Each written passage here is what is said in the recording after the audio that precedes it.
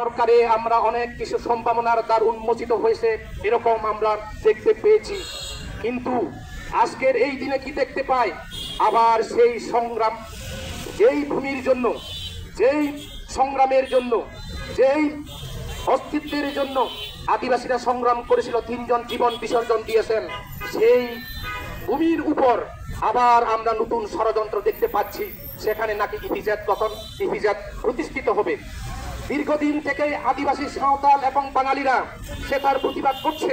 সেটা ইপিজেড হলে সেখানে ওইখানকার যে বাঙালি এবং আদিবাসীরা তারা সুফল ভোগ করতে পারবে না।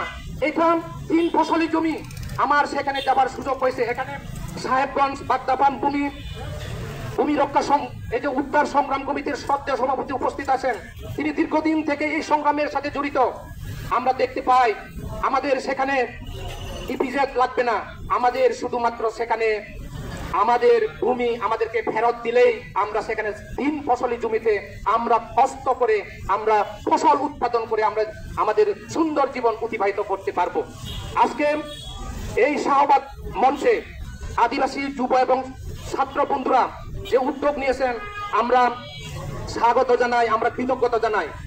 আমি এই যে তাদের যে দাবি, যে 6 দফা দাবি, এই 6 দফা দাবির সঙ্গে কাপেং ফাউন্ডেশন পূর্ণ সমর্থন ব্যক্ত করে এবং আজকে এই সমাবেশের মধ্য দিয়ে, এই মানববন্ধনের মধ্য দিয়ে সরকারের বোধোদয় হবে, শুভবুদ্ধির উদয় হবে, সে আশাবাদ ব্যক্ত করে